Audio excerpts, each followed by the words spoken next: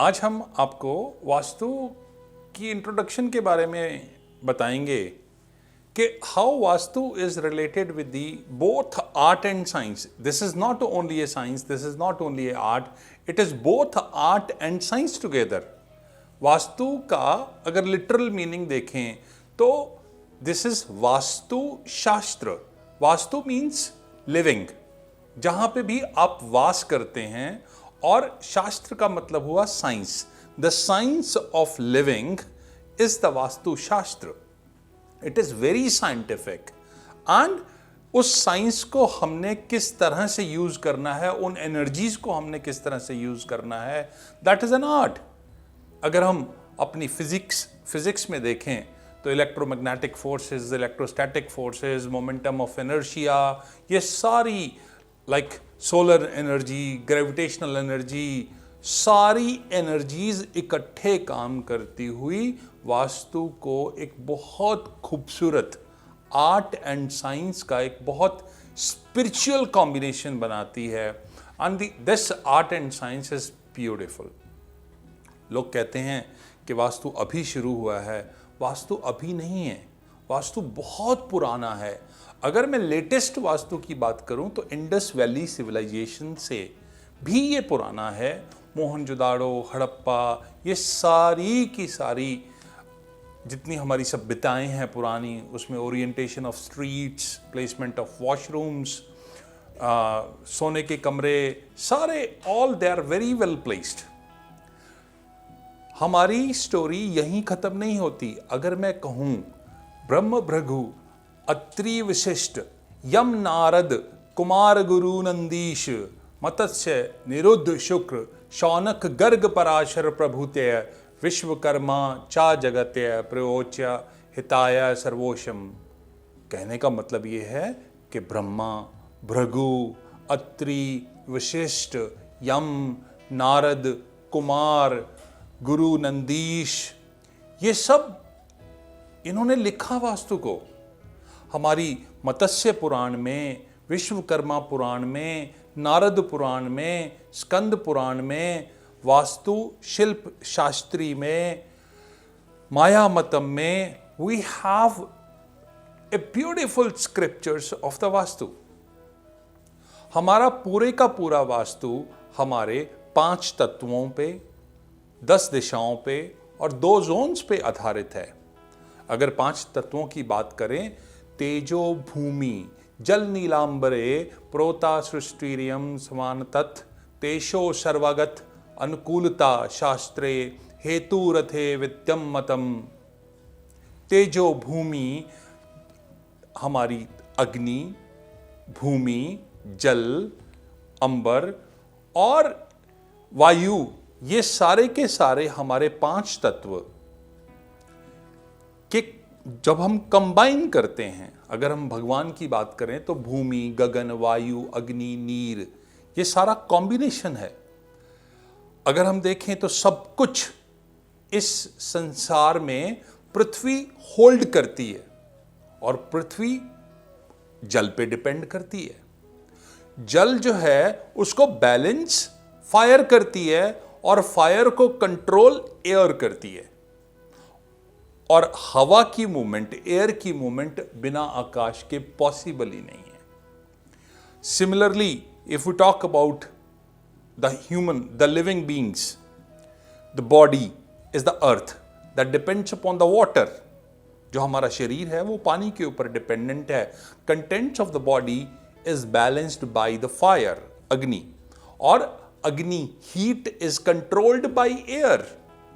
And the breathing air is not possible if we don't have space inside the human body.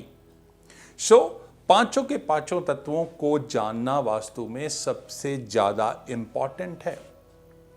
और ये पांचों तत्वों का जो बैलेंस है, that is the beautifully you can see in the vastu what we say yat pinde tat brahmande. जो मेरे अंदर है वो ही बाहर है. अगर मैं कहता हूं कि मेरे शरीर में 71% वाटर है और 29% मास है, similar ratio is on the earth. Earth is having 71% of the water and the solidity belongs to 29%. Vastu में नॉर्थ ईस्ट डायरेक्शन जो है वो रिप्रेजेंट करती है हमारे जल तत्व को, और वो जल तत्व की रेशो अगर प्रॉपर है तो आपकी emotions, peace of mind, wealth, ये सब अच्छी रहती है। अगर स्पिरिचुअलिज्म में बात करें तो ये स्वाधिष्ठान चक्र को रिप्रेजेंट करती है।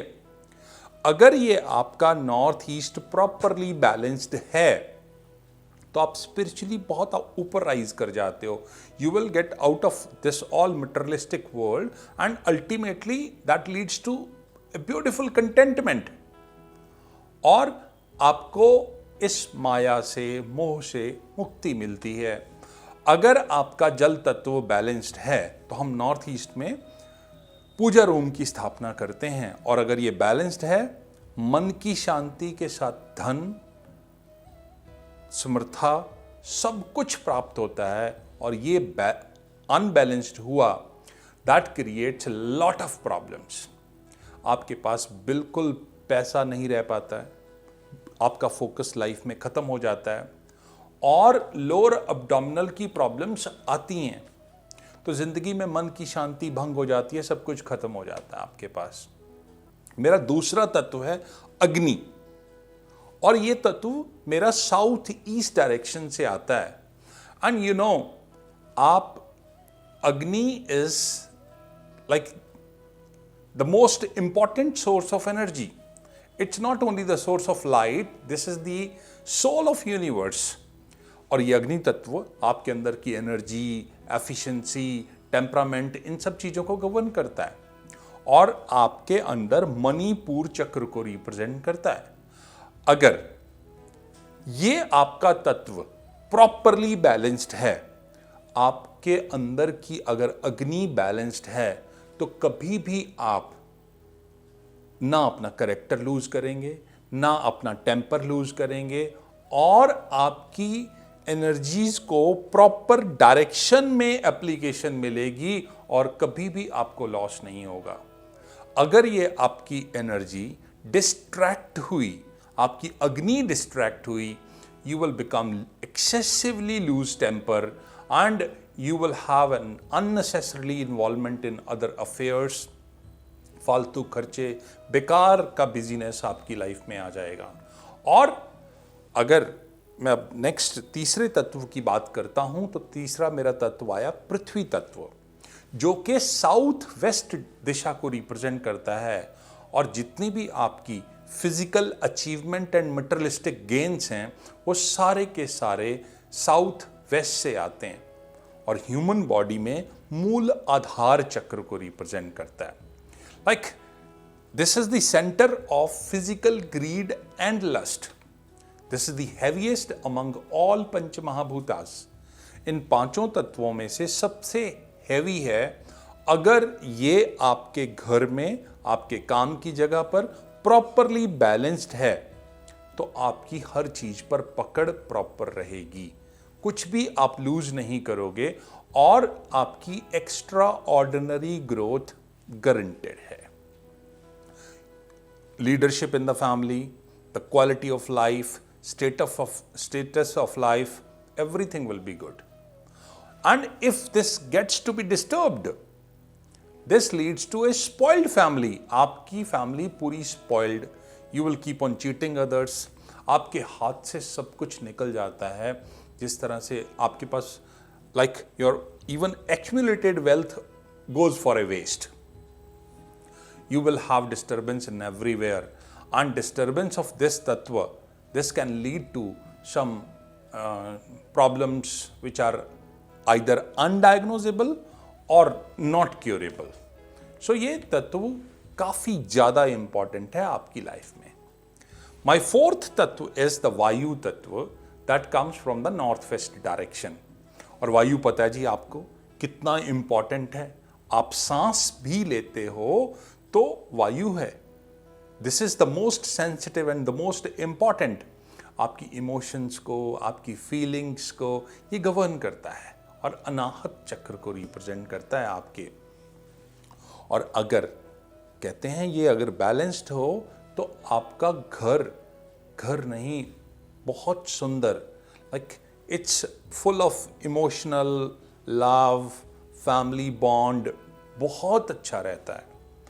और अगर ये डिस्टर्ब हुआ, जितने भी घर में रहने वाले लोग हैं नेगेटिव थिंकर बन जाते हैं, they don't have cordial relations, आपस में मन मुटाव होना शुरू हो जाता है, स्टोन हार्टेड हो जाते हैं, कोई फीलिंग नहीं एक दूसरे के लिए, बिल्कुल कुछ नहीं सोचते एक दूसरे के लिए, दे becomes more of money minded, and specially इस घर के बच्चे बिगड़ने का पूरा चांस रहता है। तो हमारे चारों कॉर्नर में 4 तत्व आ गए। 5वां तत्व, that is the Akash, that is the centre जिसको हम ब्रह्म स्थान भी कहते हैं, जिसको हम उत्पत्ति का स्थान भी कहते हैं, that is Akash, that is infinite. तो वो चारों तत्व हैं, उसका जुड़ाव जो है वो आकाश है। This is most important. Spiritually जो है ये विशुद्धि चक्र को रिप्रेजेंट करता है आपका। इफ दिस इज बैलेंस्ड, तो ये समझिए कि चारों के चारों तत्व आपके प्रॉपरली वर्किंग हैं, आपकी सारी की सारी एनर्जीज एक जगह पे कंसंट्रेटेड हैं, and this gives you ultimate satisfaction. और हर चीज जिंदगी में आपकी सिस्टमेटाइज्ड हो जाती है और लाइफ में कभी कोई प्रॉब्लम नहीं आती। और अगर ये कहीं डिस्टर्ब हुआ तो this creates the mess in your life, आपकी ज़िंदगी में मैस क्रिएट हो जाता है, और ये मैस बहुत बुरा होता है। आप सारी उम्र कंफ्यूज्ड रहते हो, जब तक आप उस जगह पर रहते हो हमेशा कंफ्यूज्ड रहते हो, और बिना किसी एम के आप वहाँ पे रहते हो। अगर आपके ये 5 तत्व प्रॉपरली बैलेंस्ड है तो आपका घर एक ब्लिसफुल होम हो जाता है। जिस तरह से मंदिर में एनर्जीज, किसी भी धर्म स्थान में एनर्जीज प्रॉपर होती हैं, हमारा घर भी मंदिर जैसा हो जाता है। वास्तु में इन तत्वों का बैलेंस आपको एक पॉजिटिव एनर्जी लेके आ सकता है, वास्तु के बहुत सारे डिफेक्ट्स दूर किए जा सकते हैं, और नेगेटिव एनर्जीज से बचा जा सकता है। अगर हम वास्तु प्रिंसिपल्स के अकॉर्डिंगली अपनी सारी चीज़ें, जैसे स्टेयर्स हैं, बेडरूम्स हैं, किचन है, इन सब चीज़ों को हम वास्तु के अकॉर्डिंगली बनाएं तो आपका घर रियली ब्यूटीफुल हो सकता है। पर उसको बनाने से पहले हमें इन तत्वों के बेसिक्स के बारे में जानना बहुत ज़रूरी है। धन्यवाद।